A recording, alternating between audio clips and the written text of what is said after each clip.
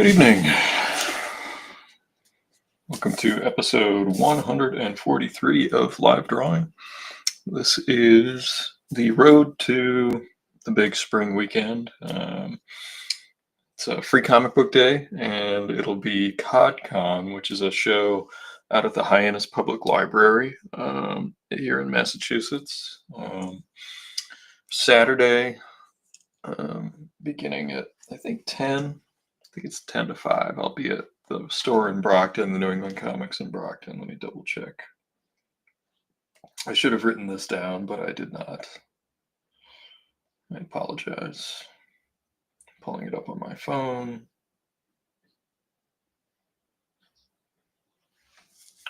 $143, yeah, I've been doing it a long time. Yep, there's the flyer that I made. You can see New England Comics in Brockton. Free comic book day. 11 to 5. I'll probably show up a little early just so I can shop myself.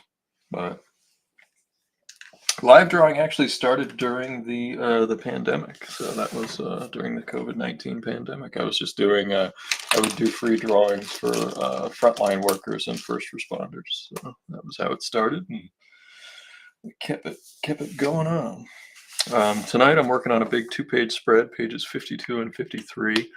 You can see the correlator ship has exploded. The mop and bucket are flying towards the viewer. Same with one of the spongemen, and all the different little, what would you call them? The spongeman characters are flying away from the explosion. It's one of those where it's like, you don't want to show people dying. It's an all ages kind of thing. We get introduced to a character called the Harbor Master, who becomes more important later on. He's got this kick-ass mullet with big aviator sunglasses, and he's standing on his boat that says Harbor Master, and he hears the explosion, and he says we got to go towards that.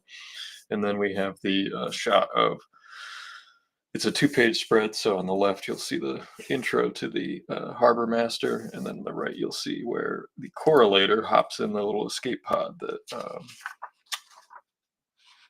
Colonel Feathers and Jan are in. I did add some extra, like, spongemen just for fun. Let's see that it is a big old 2-page spread. The big hand-done sound effect that'll be going across. I'm working on it left side, right side. Tonight we'll work on the left side some more. I don't know how far we'll get, but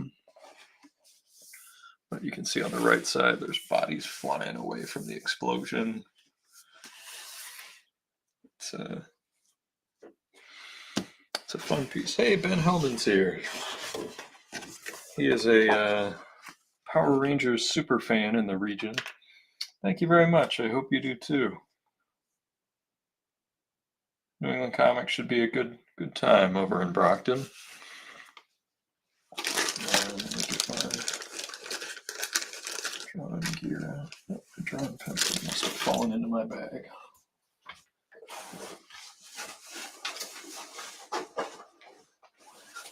Yep, there we go.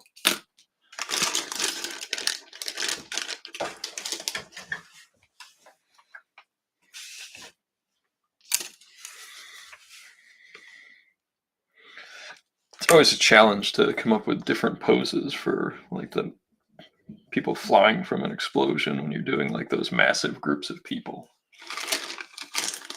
It takes, like, a different thought process. Let me move this up so it's a little easier to see. Last year was actually the first free comic book day ever that I wasn't working in a store. I still ended up going to a store just to hang out, and that was quite fun. So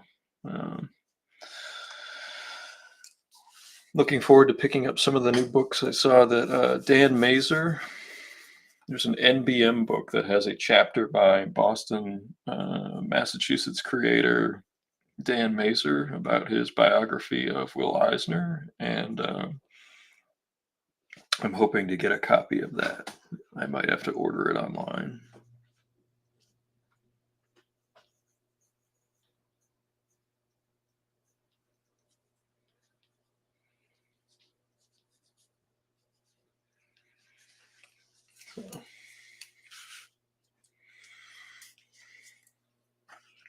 This is where you see some of the just exaggerated cartooning.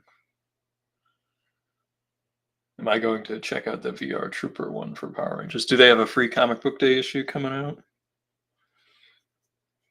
I'll check it out if it's there. I usually try to at least look at all of the offerings. I don't. Usually, there's a limit on the number you can take. Usually, it's two. So if I can only get two, I got to get my buddy Dan's book, and then I'll have to pick out whichever the other one is. Last year, they had a Flash Gordon that was interesting that Mad Cave put out.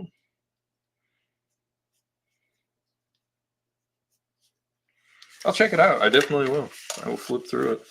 I'll be interested to see who the creators are on it.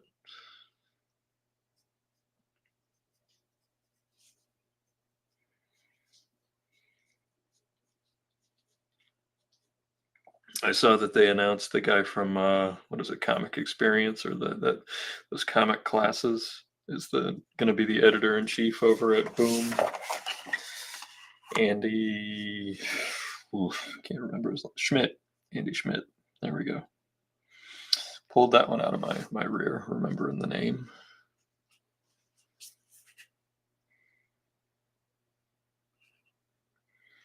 Oh, on the episodes, or just doing all of the free comic book days. If you know me, you know I show up. That's can't goes back to my old playing sports days. Can't win the game if you don't show up to the ballpark.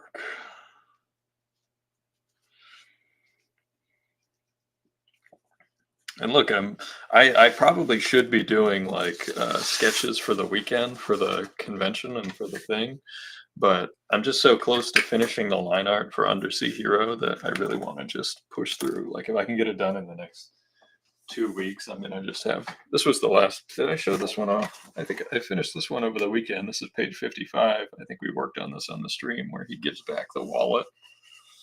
There's the finished inks of the walker, and yeah, I ramp up. You have this big conflict resolution, but then I ramp up what you see in the story by introducing some new characters at the very end, and there's some new stuff that pops up. So hopefully people are like, "Hey, I'd like to read more."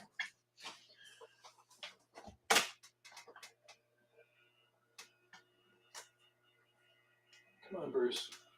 If you're gonna go out, go out. Okay. My cat needed to get out of the thing. I mean, one of the things that I'm trying to put together is that making comics message board on my website. When I finish Undersea Hero, that'll become more of a priority because I want to be able to put resources for artists and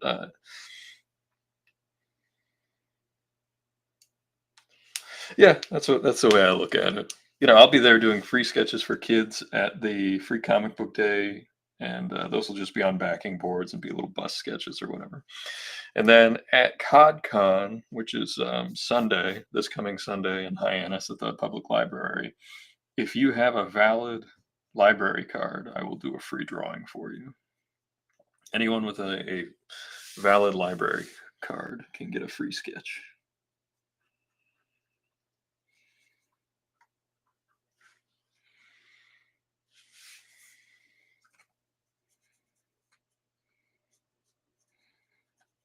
I'm not out of artwork, and I have some things that I did for the last show up in New Hampshire, and I didn't sell all of them. So there's a few new things in the binder for people, you know.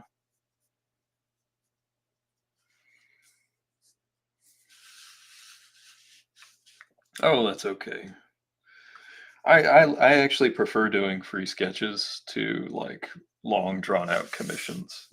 Like one of my I was across from David Lloyd, the artist on V for Vendetta, at San Diego Con not many years ago, and we got to chatting. And all he did was sit there and tell people about his new book and do sketches for them. And I sat across from him when he did that, and then I sat near Jeff Darrow at one show, and he was doing the same thing.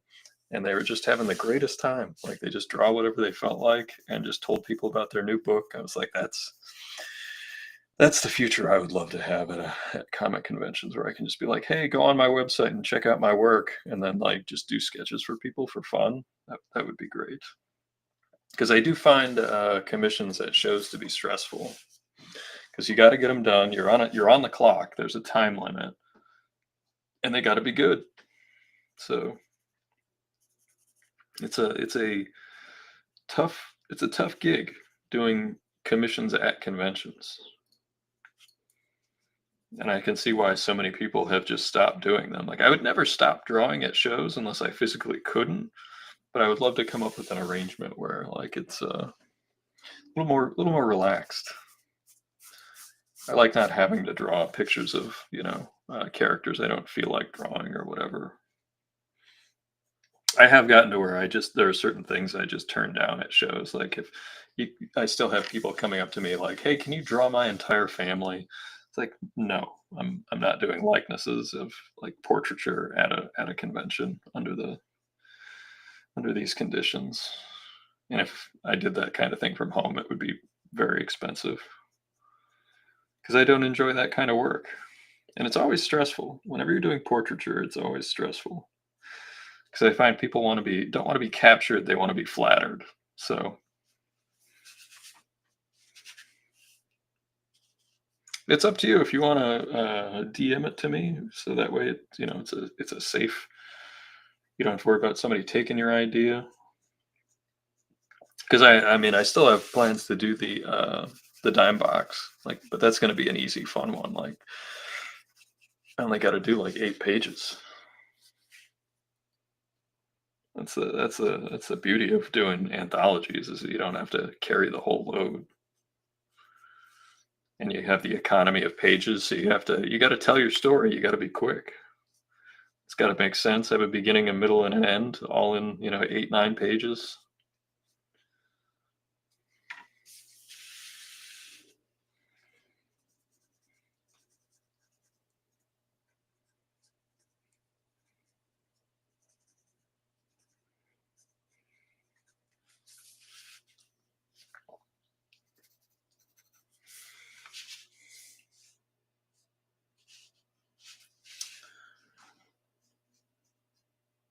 Yeah.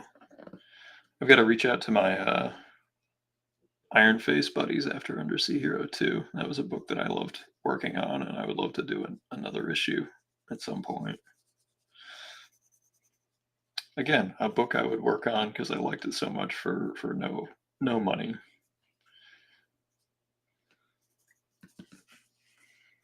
I spent so much time developing it. That takes a long time when you're doing like a new comic that has some of the visuals designed, but you still have to design the entire world, all of the fonts, all of the everything. Like, you have to do all the creative development. Yeah, oh yeah, that's one of those bucket list things. Doing a 20,000 Leagues Under the Sea project. Sometime before I kick the bucket.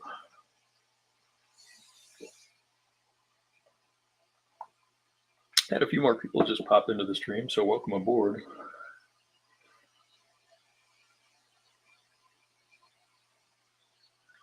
Got a few people on.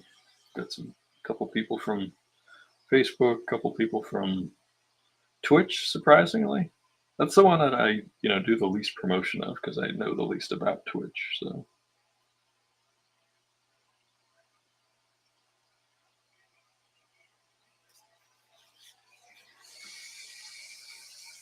yeah, 20,000 Leagues is just one of those books when I was a kid that I just loved, and loved the movie, loved the whole thing.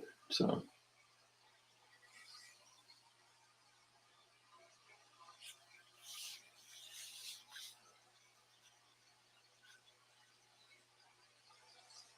Oh, thanks.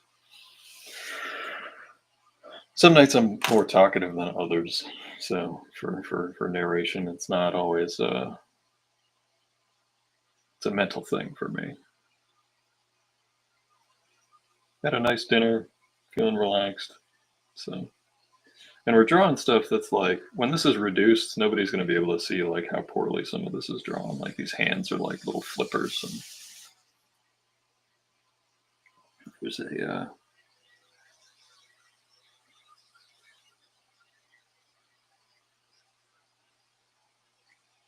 freedom in that. Jay Kennedy in the house. Archie Comics, Image Comics. Jay Kennedy. Jay, where are you going to be for Free Comic Book Day? Are you going to be at Comicopia? Or are you just going to come on down to the NEC Brockton and just like hang out?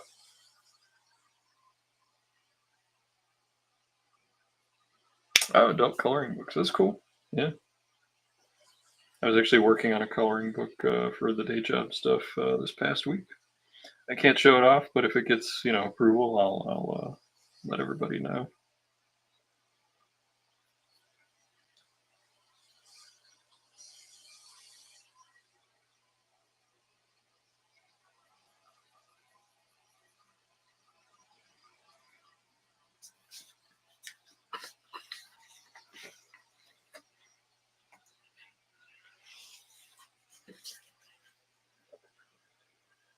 Are you doing a Free Comic Book Day, Jay?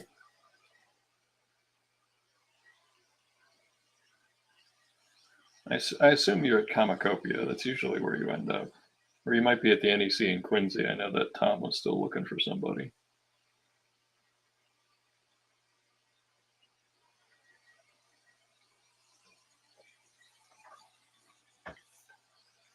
Oh, that's okay. He's probably. I assume Jay has not replied because he is filling a glass of beer. And I would assume, based on the meme that he sent me earlier of Coach McGurk from Home Movies, another show that I put up there with my enjoyment of old cartoons that I like.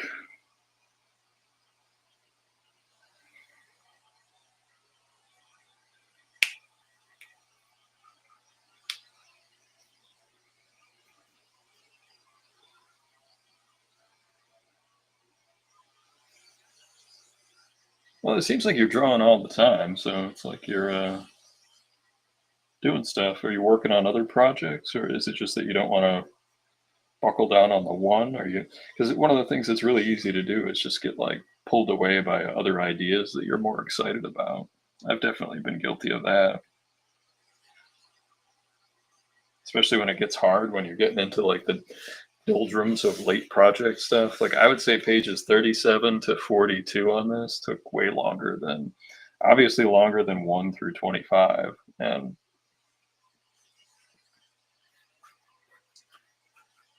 oh, he said Zombie Hideout. Okay. Jay will be at Zombie Hideout this weekend. So if anybody wants to see Jay, pop on over. They'll have the free comics. He'll have some nice little watercolors that he usually has on his table. He had a really nice Thor one at Wicked. I don't know if that one sold or not, but something about the figure and the face, it had really good movement. Yeah, it's easy to get bored on projects that take too long. I know the feeling. I think I'll get a second burst when I'm really like when we finish the line art and I'm coloring and lettering and we're on to the next step. Like it's a big hurdle, so I'm hoping that'll give me the next bit of juice I need to get through the rest of this so that I can get this book done. I mean, I already have some ideas for other Undersea Hero stories, and I think I'm gonna just put them out one issue at a time instead of doing the 3 issues at once. Like that's one of the reasons this took so long, is because it's like it is 3 books in one. And if I just do one at a time, they'll come out regularly. I'll feel like things are getting done at a reasonable speed. I don't even know if I'll kickstart them. Hey, thanks for popping in.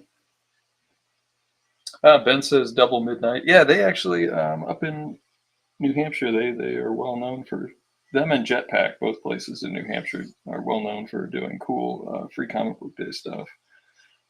Double Midnight's in Manchester, and Jetpack is up in Portland, Portsmouth.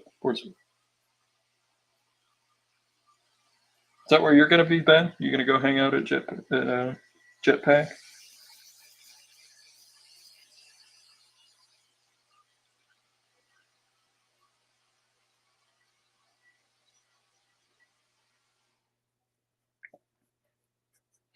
I did finish reading Rick Parker's graphic novel, Drafted. I don't know if anybody else has read that yet, but I would be interested to talk to other people who read that book, get their thoughts on it. Oh, you're going to go to Eric's shop. You're going to head down to that's an all what is it? Alternate Universe down in Milford, Connecticut, or New Haven, Connecticut. He's got 2 stores. Martha says, I want to do challenges and help people with projects, but I also want something done that I can stick behind my name in parentheses. Yeah. No, and that's one thing I've talked a lot about. I'm actually doing a panel discussion at the library, and it's just about making comics. And I've done that panel talk at many different shows over the years, and it's one of the first questions in it is like, who wants to make comics? And everybody usually raises their hand, and then I get specific. It's like, who wants to make your comics, or do you want to make someone else's comics? Do you want to make your comics, or do you want to make their comics? And I generally tailor the rest of it to that. But when they talk about wanting to make their comics, I talk about kind of the side door that still exists in the comic book industry. And it's not a guarantee. It's the variant cover gig, which, like, if you have a local comic book store, they can commission their own variant cover, and they can try to get you to be the artist. And what ends up happening is they, you contact the editor, or they contact the editor, and they contact you. Sometimes they'll have you do drawing tests. Like when I did the first Ninja Turtles cover, I had to do 2 rounds of drawing tests to make sure that I could pass. And when I did that, there were actually 2 artists put forward, one for Transformers and then me for Ninja Turtles. And the other guy did not get the Transformer gig. So, it's not a guarantee that you'll get the job, but it is a guarantee that an editor will have to look at your stuff, which is hard to do.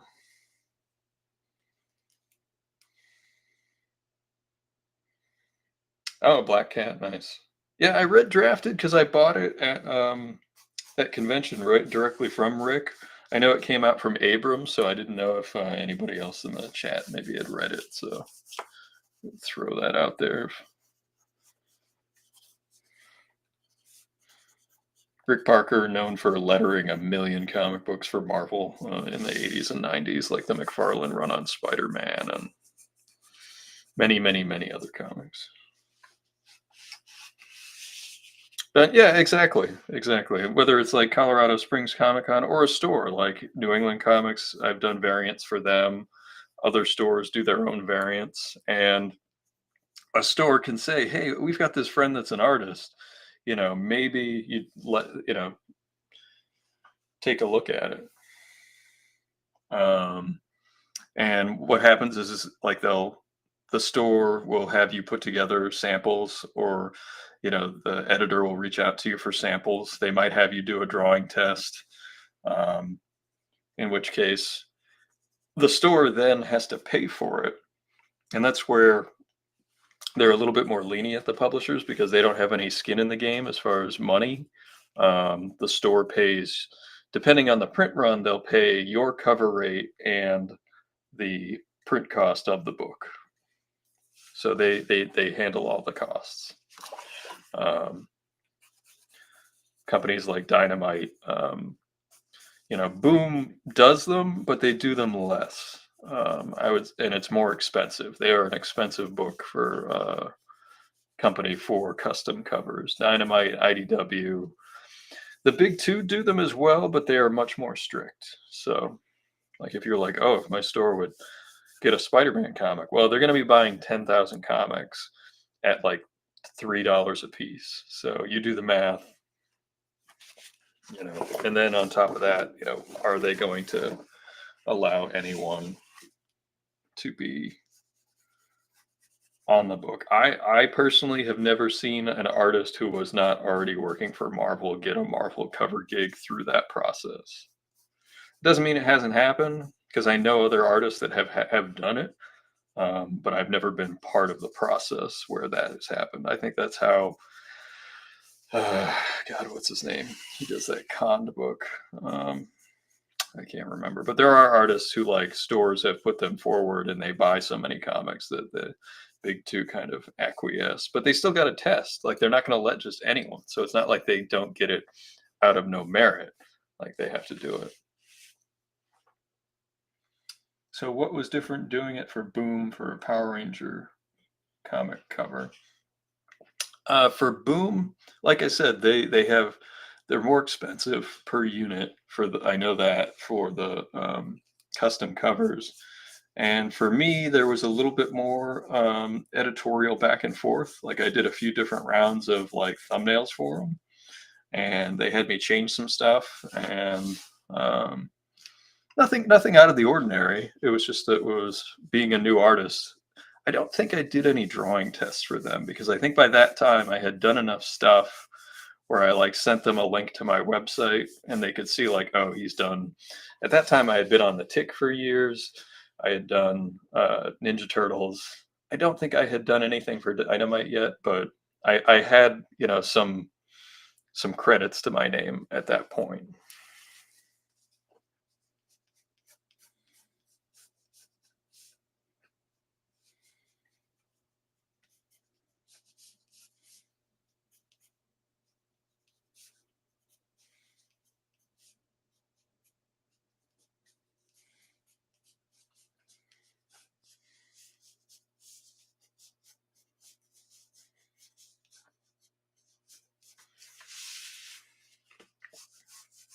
But yeah, that's one of the side doors that still exists, where like a store, a convention, just an account holder can reach out, say, "Hey, we want to do a custom cover," and they can suggest you as an artist. That doesn't guarantee you the spot.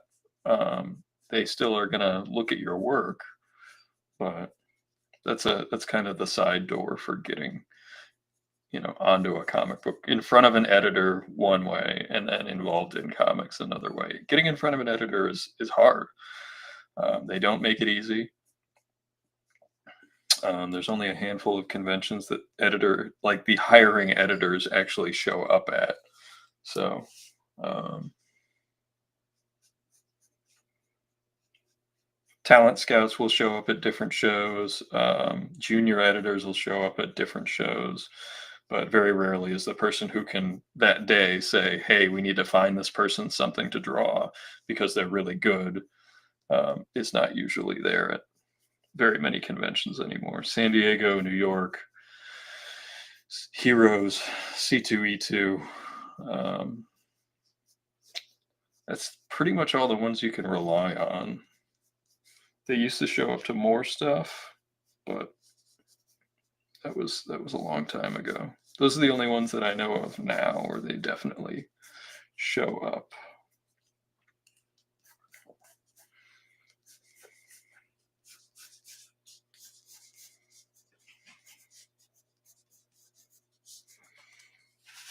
So one thing that was different about Boom when I went to San Diego and I met with Alex and all the editors that were there, I will say, is that they were a very young company. Like everyone that worked there was like in their 20s, except for Rich, the guy that ran the whole thing, the guy that owned it. Am I going to check out the Godzilla vs Spider-Man campaign I cover? I saw it online. I'm not a. I'm. This is going to sound terrible. I'm not a big Godzilla comic book guy. I'll watch a Godzilla movie on TV, but I just find the comics boring. If it's there to support my buddy, which I don't know if it will be. If it's there to support my buddy, I would pick it up. I'm actually more looking forward to his Green Lantern cover. That's the one that I think he and Norm Ratman I think make a terrific team. I think Norm's line work is just he does an excellent job at organizing the mark making for Chris. My choice of inker for Chris would be a guy named John Lucas, who's done some work. He did a variant for Undersea Hero, and he's inked tons and tons of other artists at Marvel and at Dark Horse and DC, and he's drawn stuff for Marvel and DC himself. I just think he would be the best inker because he's a phenomenal brush inker, and it's a different quality of line. Um,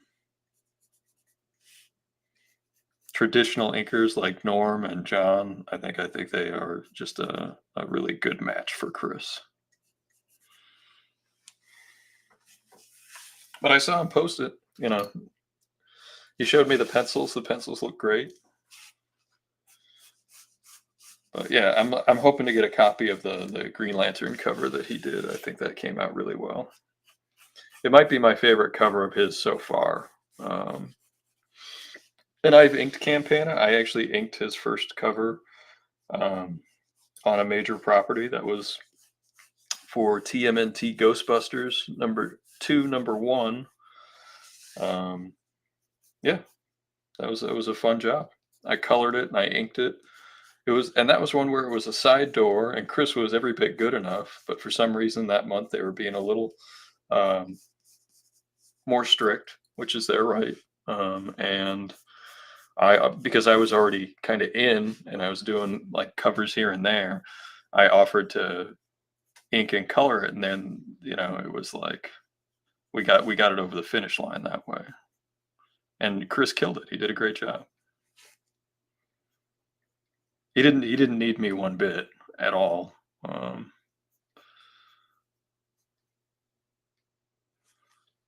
But sometimes when you're looking to get like your first gig with a publishing company, it helps to have a friend just be like, "Hey, this guy's really good." It does, because like you want to know that a new artist coming in is gonna be reliable. And I knew Chris was 1,000% reliable. I'd seen him cranking out books and pages for years. They had just never worked with him before, so I was happy I could vouch for him.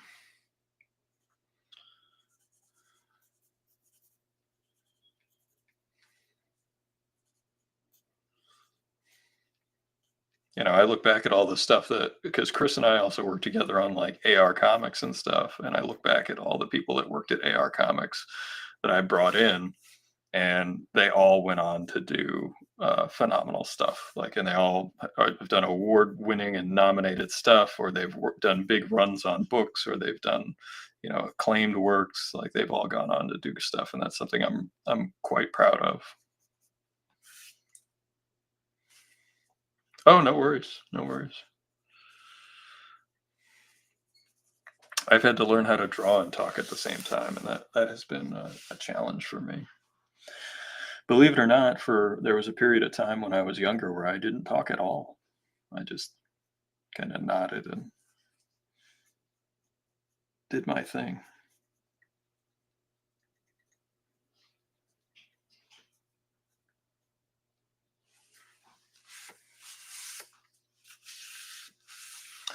And like I said, he's extremely talented and didn't need my help at all, but as far as like doing the work whatsoever. But um, just helping him get his foot in the door a little bit. I think I helped a tiny bit. Like Chris did like if this is the bar of like who did what, this is what Chris did, and then I'm over here on this little part right here. Chris, me.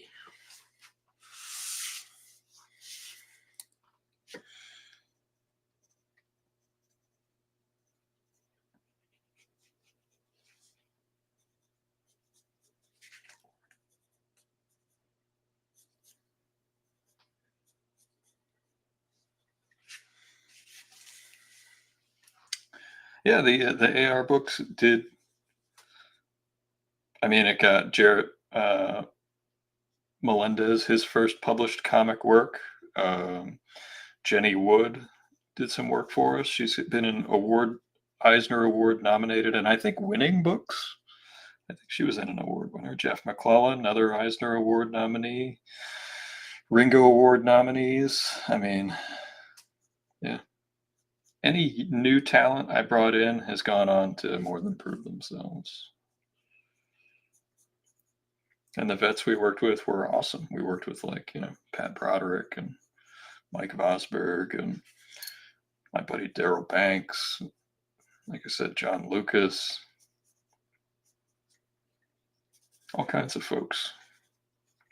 Paris Cullens, Craig Rousseau, Rich Woodall, Richard Case did a cover. Ralph Reese, Joe St. Pierre, of course. I don't gotta mention Joe. Joe does perfectly well. I miss seeing Joe more. I didn't get to talk to him as much as I'd like to at the last convention I saw him at. So hopefully I can end up at a show this fall with copies of Undersea Hero that we can both sign, because he did one of the beautiful variant covers.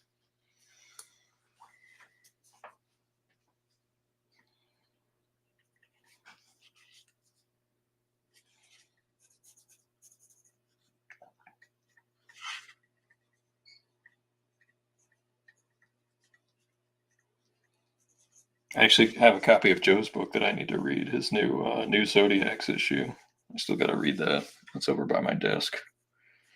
I don't want to be rushed through it because, like, Joe's artwork, like when you look at his storytelling, it's so tight and he adds so much layering with the body language and the background and the framing that I just don't want to. I don't want any distractions when I read that book. There are some books where you can just kind of read on the fly. That is not one of them.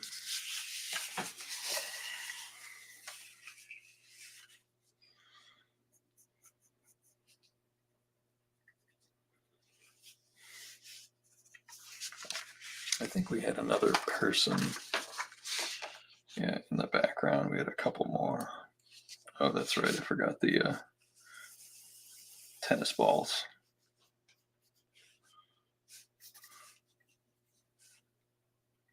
Held on by tape.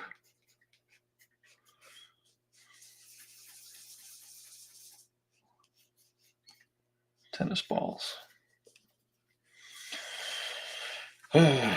It's such a stupid joke, but it comes back. This is when it comes back full circle. Now, have I had thoughts of the mop and bucket coming back for revenge in a future episode? Yeah, I have. How would that work? I don't know. But it's got to be funny and it's got to make sense. I come to think of like the Simpsons episodes with the inanimate carbon rod. If anyone has seen that episode, don't thank me, thank the rod.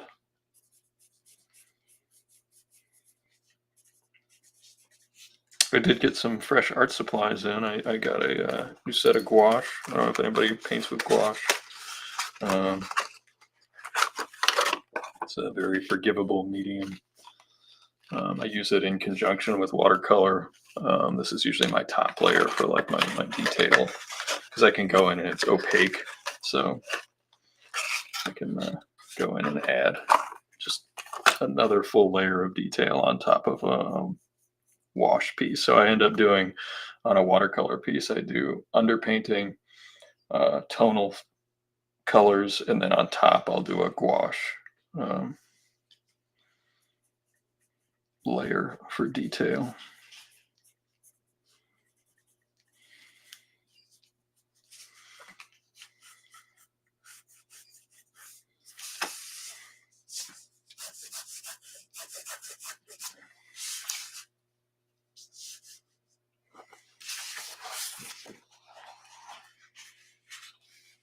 There is Ben, there is a show in Connecticut I agreed to do. Was it Collecticon in December? I believe it is. Yeah, I think it is. I think I will be at that show. Chris is the guy that runs that show. I believe that's the guy who I spoke to.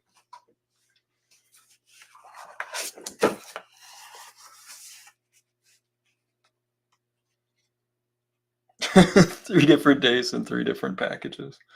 Good Lord, Douglas. I hope it came in one of those just giant boxes, and it's just one little package of lead. I've had that happen. Yes, Ben, I spoke to Chris at Little Giant, and I will be at his show in the wintertime. Yep, I will be there. And we had talked about maybe doing, if it's a one, I think he said it's a 1 day show, and we talked about maybe doing a signing at his store the next day or something.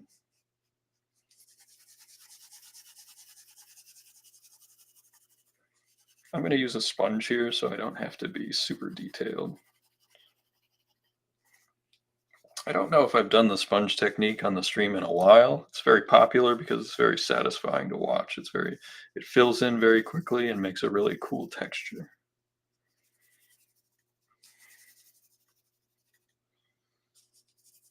Yeah, I haven't seen you in a little while, Ben. That would be a good, we could catch up a bit.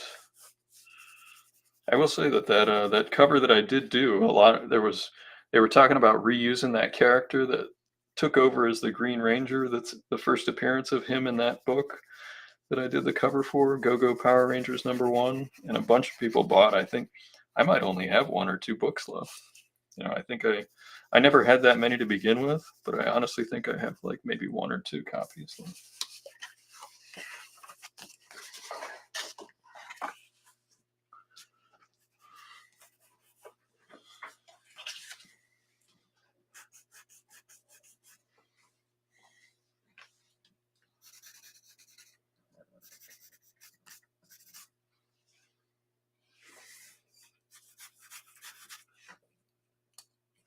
There you go, Matt Cook. I guess they're going to use him in something else in a new comic book, and so people found out about that. They found out I had copies of the variant at Little Giant, and there was kind of a run on them towards the end of the day. I don't know if there was like a key collector alert or something, which hey, I don't mind. Helped me out. Sold a few comics.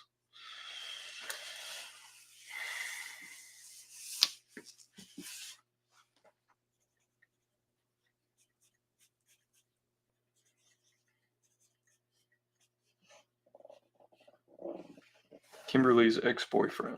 See, this is the guy. If I ever had a trivia question, Power Ranger trivia question, my phone a friend will be to Ben.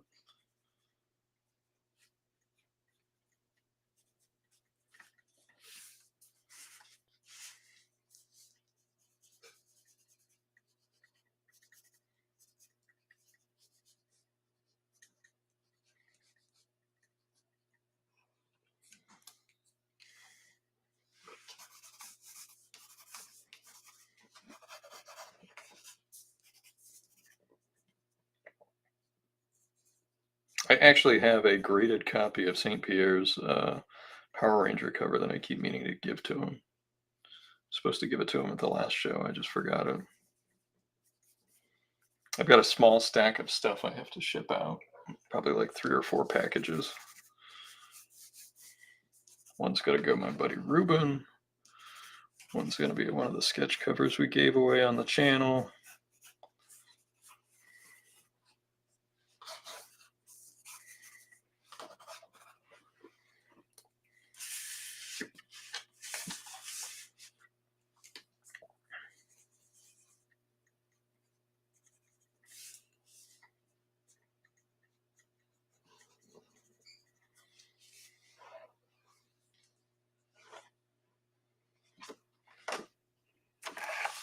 I guess we could start on the inking on the left side, since it's furthest along. We'll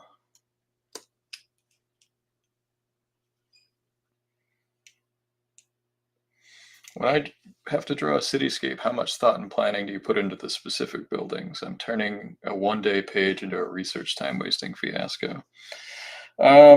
It depends. I generally try to set up my cityscape shots to where I have one wide establishing shot of the city, and that's just, I'll do minimal research so that the buildings look like buildings that they read.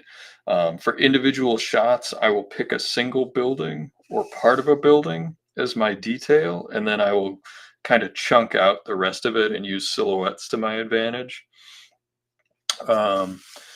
Anytime I've had to do a book that was all cityscapes, like if I had to do Batman, and this is exactly what Jim Lee did on Hush the first time he did it. He took like 5 11 by 17s and taped them together and did one giant cityscape. So he only had to draw it once, and then he either digitally grabbed it for what he needed and copied and pasted the different sections, and then had Scott Williams ink them, or he would just lightbox those sections. Like that's kind of how I haven't had to do that in a long time. I did it a little bit for Iron Face, where I drew a couple of big keyframe cityscapes, and then I would pull from those for backgrounds in different shots. Now, the one thing that does happen when you do that is you get very consistent looking cities. So it does sort of give some cadence to your um, environment, and I think it works nicely. But that's generally when I've had to do big city stuff. Um, if I have a shot of, let's just pick a random character. Like if we had, let's say Undersea Hero went to the city, which probably will happen at some point. I would, if he was like crouching on one building, I would have the one building in front of him be detailed and then the first building behind him be detailed. And I would probably just Google. I don't like Googling New York buildings because they're drawn so much. I'll Google like Chicago. I think Chicago's got some beautiful architecture. I've used downtown Detroit. I'll grab buildings from different places that aren't quite as recognizable, and people aren't looking at them like, "Oh, Spider-Man might pop out from there because it's New York." You know, Boston's another one. I've used Boston buildings plenty of times, but because I know the Boston like city so well, because I know it so well, there's actually like different. The buildings to me have different meaning and subtext. So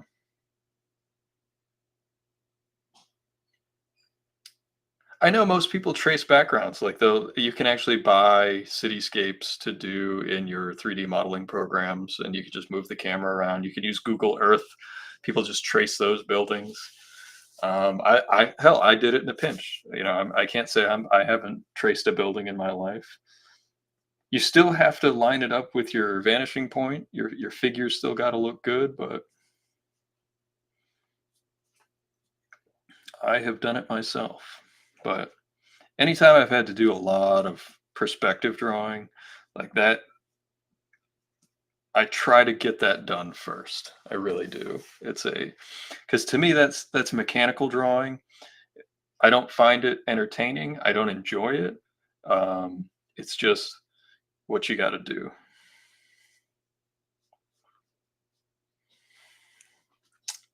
I love hand lettering. I really do.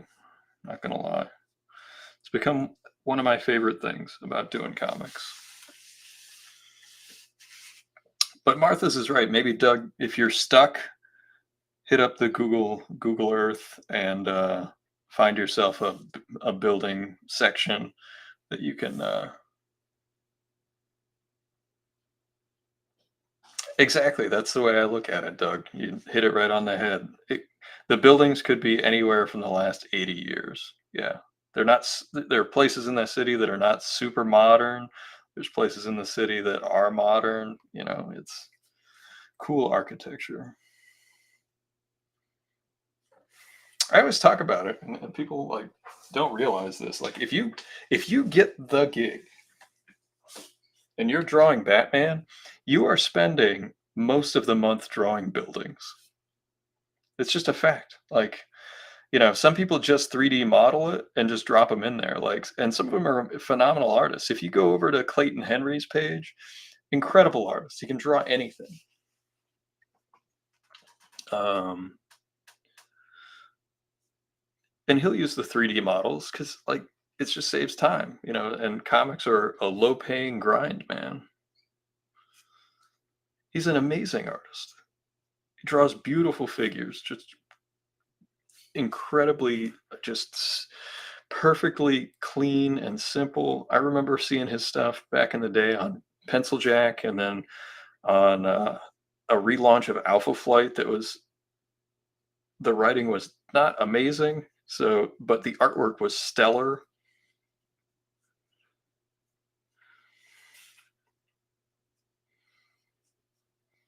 I think Mark Morales was the inker. I could be wrong.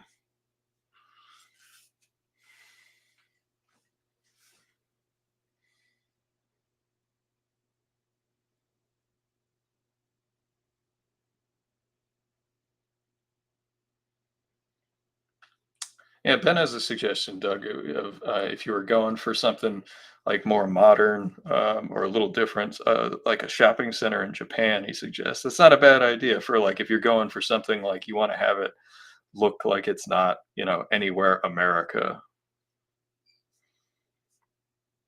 or futuristic.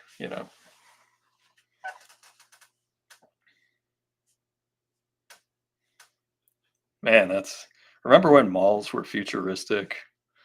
What a time to be alive. The 90s.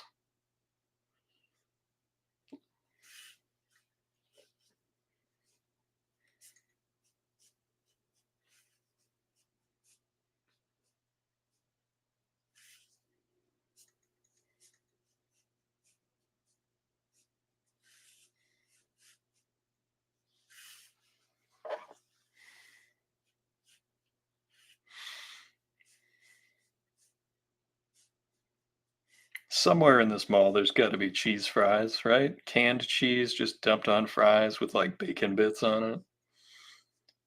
That would be my brother. He would be my brother, and my mother would have been all over that. I was more in it for like the cookie stand. There was a cookie stand at the mall that we went to as a kid that had pound like homemade pound cake. It was great.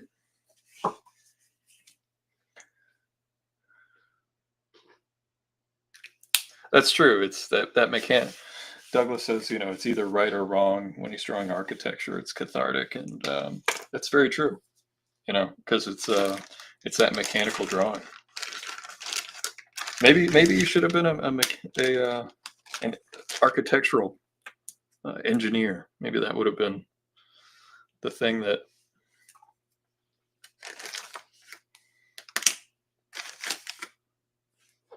You could sell out your soul to some giant bureaucratic corporation and be like, yes, pay me to draw a bridge for 20 hours and pay me many, many thousands of dollars.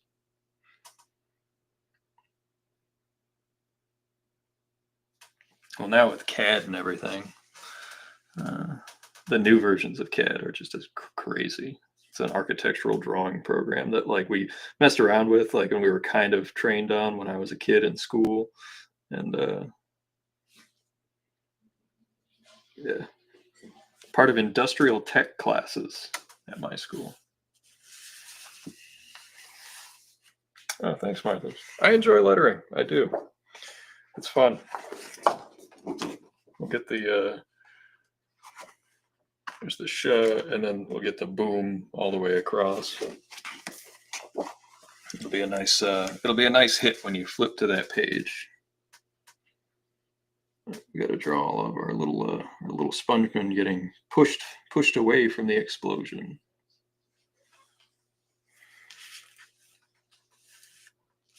Tiny little hands, tiny little.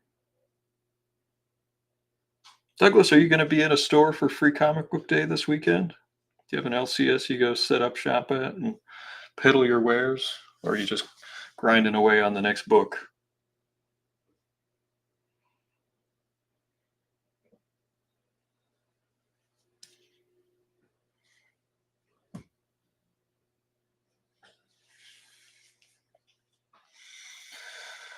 Martha's, I told you guys about the 1 hour a page improv comic I'm doing with a new surprise OC every week. 1 hour page. Yeah, that's if I were doing a 1 hour page, it would be like a slightly tighter version of this. And I've done comics like that, and they're fun because I can do a penciled inked, toned, and lettered page in a day. I've got a stack of them around here somewhere. I've got like a 20-page Helena story sitting around somewhere that I haven't published. Again, like there's just a finished book that's waiting for this book to get done, and I have beautiful covers lined up for that. I've got an Eli Stone piece, which actually would work really well for this issue. I've got an Yvel Guichet piece that's just breathtaking. Fred Hembeck did a great Fred Hembeck did a great Helena piece for me that I've been waiting to use. Douglas says, "Nah, haven't in years. Not my crowd. A lot of kids. Be grinding away to have something for CCI." That makes sense. I just thought I'd check in case we could get you a plug.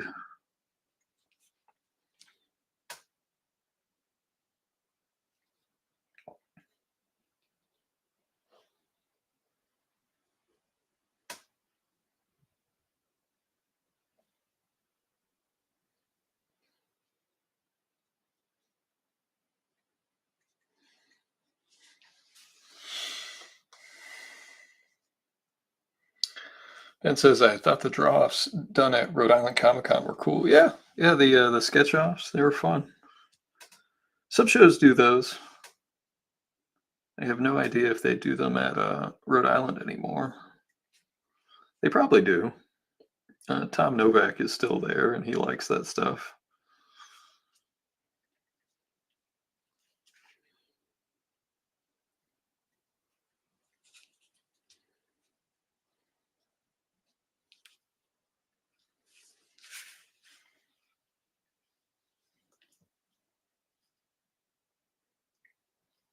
Martha says that was the first page.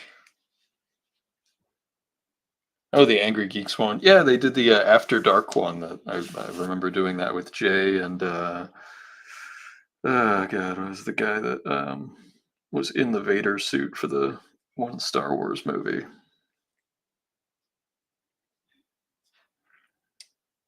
Can't remember his name.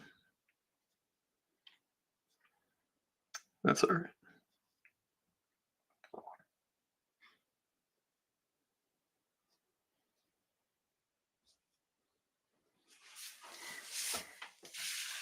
Yeah, occasionally I'll message Lewis and the Angry Geeks. I've been following the Angry Geeks for generations of hosts over there. Back when Ali was there, when Jeremy was there, you know, Jamie. Don't see Jamie anymore. I don't know if she's completely done with that stuff.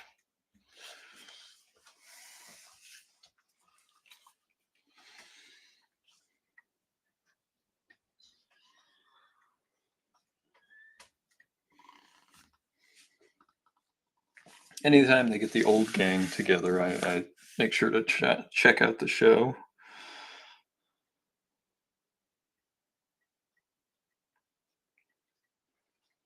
I follow them. I follow the Comic Crusaders still.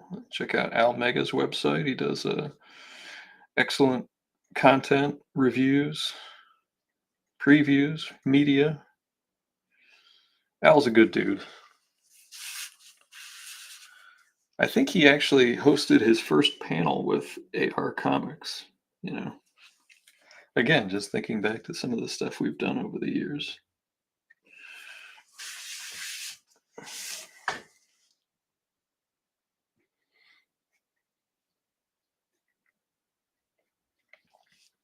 You know,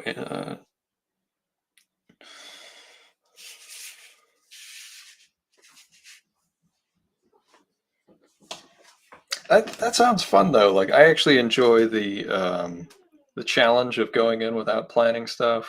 You know, I think that one of the things that's hard about those long projects is that creative spark, that surprise for the person who's working on it goes away because you end up drawing the same page like 4 times. And even if you just do a quick prelim, that's the first one. Then you got to pencil it, then you ink it, then you color and letter it. You know, you end up doing the pages multiple times, and it's really easy to lose your head of steam on that stuff. I know I have. And then you see in the pages that they become more stiff because that creative spark is it lost to attempted execution of a skill.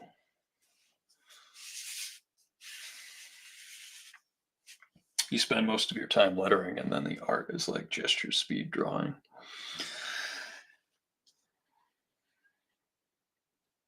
Are you using an Ames guide? Are you doing it that way, or are you just kind of like throwing a few lines, ruler lines down, and then dropping your letters in? Because that's generally how I do it. I'll grab my. I actually have a few broken pieces of.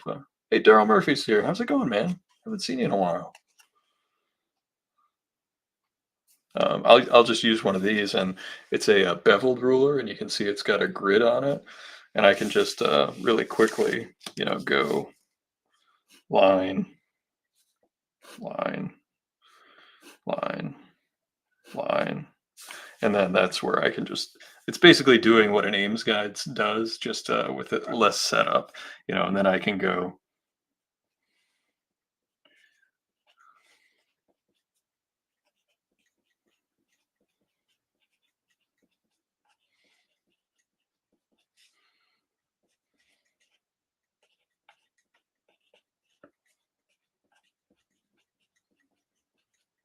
That's generally what my hand lettering looks like, except these would be in pencil. These lines here.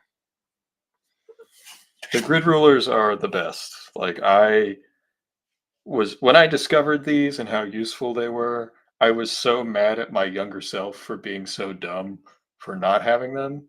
Um, I was so mad. I was like, especially for doing cityscapes, for doing, any sort of like anything that has to do with like parallel lines, whether it's from a vanishing point or not. And they're not expensive. That made me just as mad. I was like, you mean this really like not very expensive tool could have saved me how much time? Oh, you're doing it digitally. Yeah, but then, it's based on the same principles. So you're throwing down grid lines with, you know, Photoshop or Clip Studio or whichever program you're doing and operating from there. But it's the same principle. My hand lettering actually did start out doing it digitally because I hadn't practiced my lettering enough. So like my letters would be inconsistent, even though I practiced writing in all caps. So like the letters that are the hardest obviously are S. So like doing those consistently over and over again, it just takes practice. And then R's, believe it or not, because then it's like, does the downline connect or is it forward? So you figure out how you're going to do it, and then you just repeat it over and over again, just so that you can do it. Takes practice, just like anything else. These are going to be motion lines, just like you would see in any like I don't know, manga or 90s image comic. And they're going to be from that central vanishing point at the center of this explosion. So that way all of the lines are directing you towards the center spread.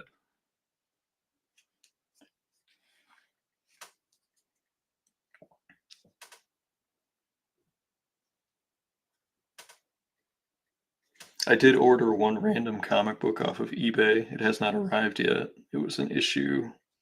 And I'm not a Spider-Man guy, but there's one story that was like a major thing because I had the trade paperback as a kid. It was the original Alien costume saga, and I have managed to find all but one issue in dollar bins over the years.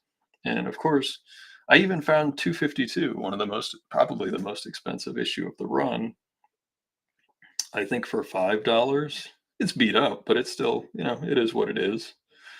Um, and then it was just the first appearance of Puma issue, and during the the crest of prices in the last 5 years or whatever it was, that book just became absurdly expensive for what I felt was very little reason for a B character's first appearance. And so I found it on eBay for, I think it was $5 and then the shipping. So just wanted to complete that run. I have Secret Wars issue 8. I do, yeah. That was another one that I got years ago when I worked at a comic book store. When someone would bring in a collection that the owner didn't have money for, or if he wasn't interested in it, the employees could take a look at it, and if they wanted to buy something, they could buy it or make an offer or not. And that was a situation where I bought it. I think back then, and it's not in perfect shape. It's a little the binding is great, but it's a little sun bleached because those books they used to put in the front windows of comic book stores. Um, I think I paid 10 or $15 for it tops, but this was years ago. Like this was before prices went nuts, and I don't even know how much it would be worth now because again, like the heavy collectors are mostly buying like they want perfect condition comics. I buy reader copies for the most part. Like my X-Men 1, yeah, I've got an X-Men 1, but what is it? Maybe a 2.5, maybe a 3.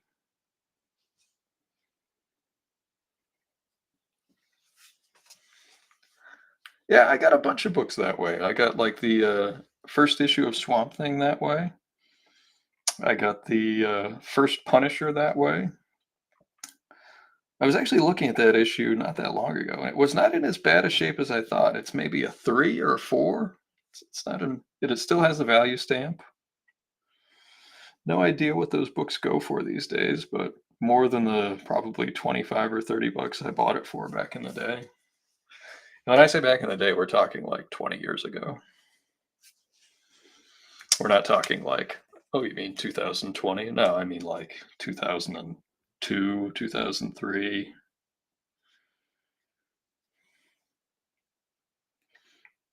And I tell people about like the price of original artwork back then, and they, generally fall out of their chairs. Like, my I was friends with, still am friends with Daryl Banks, who was the artist of Green Lantern and tons of other books, and used to be able to buy pages off of him directly for like anywhere from 20 to $50.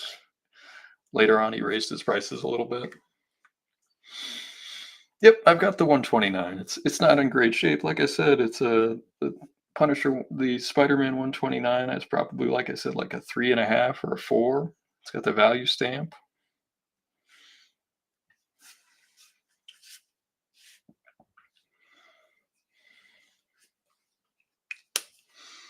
So you can see why I left this page towards till the end here. It's one of the last pages I got to do, and it's going to take me a little while to do all the little peoples getting exploded about. This part won't take long because I'll be doing that with the sponge technique that I mentioned earlier.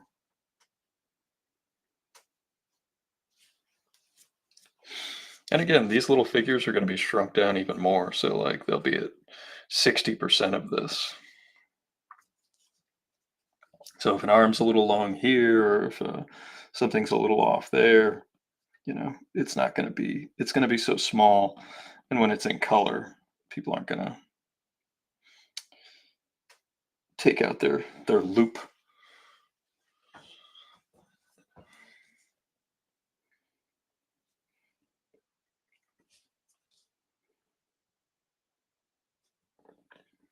It's funny if you look at speaking of like tiny little figures, I think what book was it? It was a Jim Chung Marvel book that we were looking at, and he was drawing a crowd in like the way distant background. And in the background, what ended up being were literally like just little smiley faces, like little crowds with little smiley faces. Which, when you look at the page, it was some like destruction and like some giant battle going on. But then you look at the background of where these people are, and they're these little smiley faces. It was just this interesting dichotomy.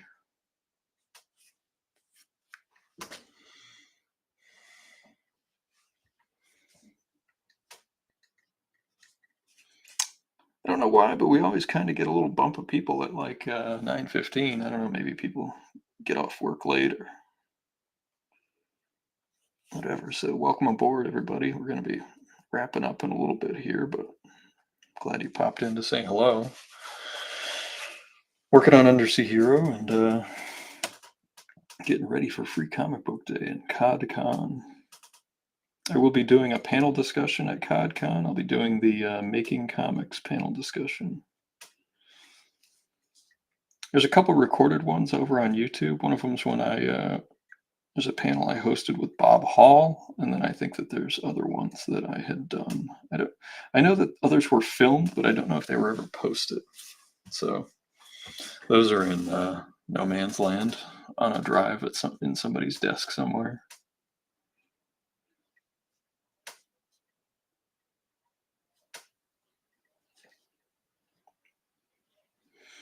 Although one thing we have to do is the little sponge guys on their heads have to be pantomiming what the person is doing, even when they're flailing from an explosion. Their limbs match up.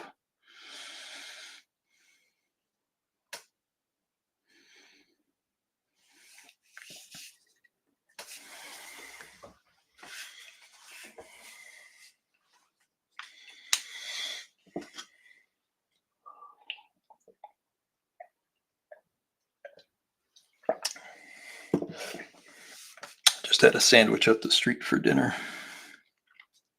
Did not cook this evening. Should have, but did not. It's okay. I will cook tomorrow.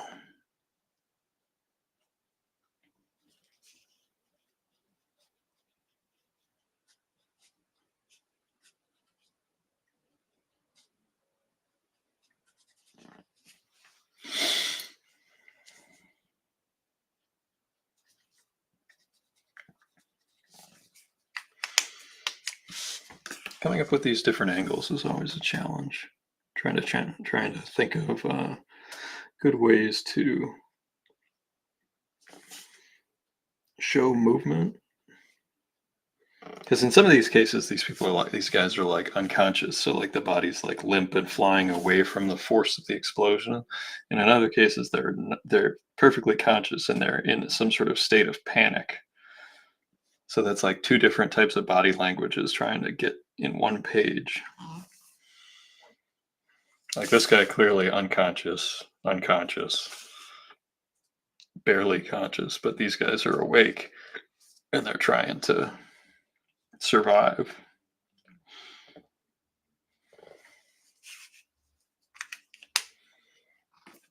I thought it was interesting to have like this one leg kick up.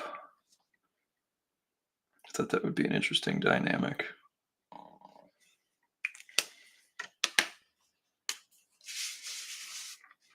We'll just keep working our way through.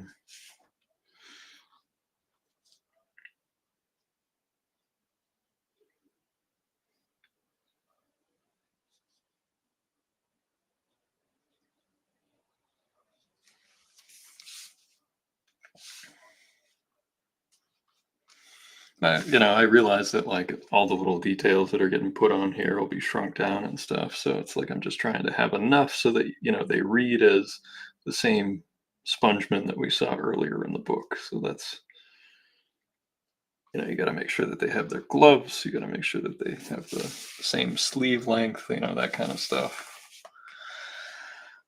So.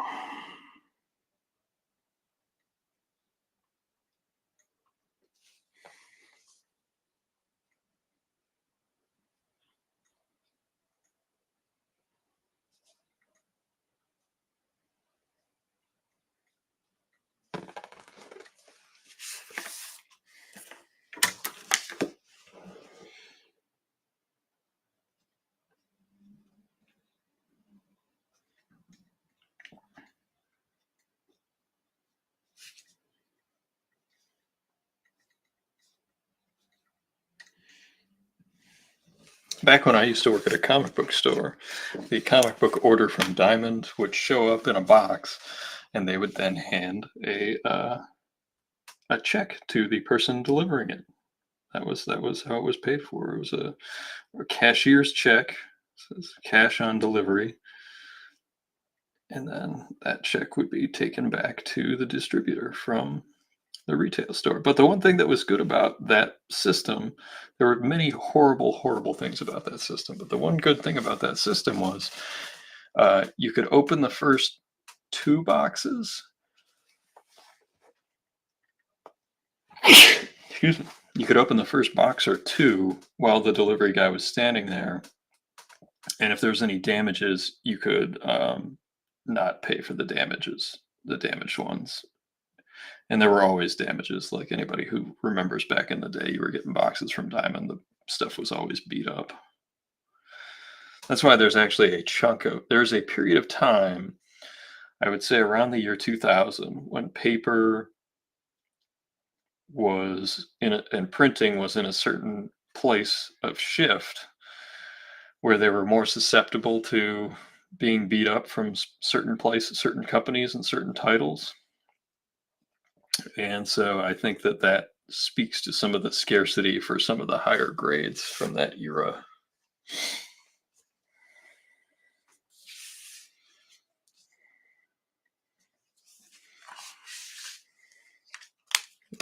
Let's get our eraser here.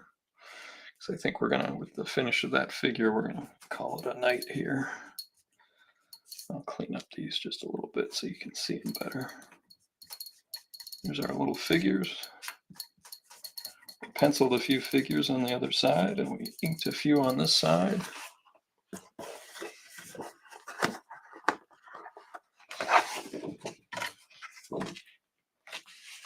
There's our big spread. You can see the panels underneath. And yeah, I want to thank everybody for coming out tonight. Good to see you, Douglas, Jay, Ben, Martha's, everybody. I think we had a couple other people pop in other than just Douglas and the gang.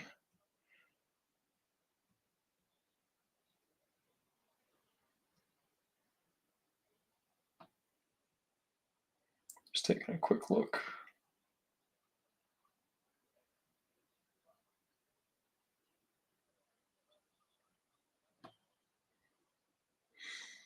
Well, thanks everybody, and I hope everyone has a good rest of their week, a good weekend, and enjoy Free Comic Book Day for those who celebrate. I hope that you have a great time, get some books, and buy some books. Like, those books are not free, so like if you take some free comics, make sure that you pick one up. Like, for every free book, grabs, even if it's just $1 comic or even a bag and board or whatever. So support the shops. Cod Con at the library, and that's on Sunday. I think it's from 10 to 4 at the Hyannis Public Library. Free Comic Book Day on Saturdays at the New England Comics in Brockton. I put the links in the description. You can check out what they got going on, what books are available. And good talking to everybody. Thanks, everybody. And I'll hopefully see you next week. Good night.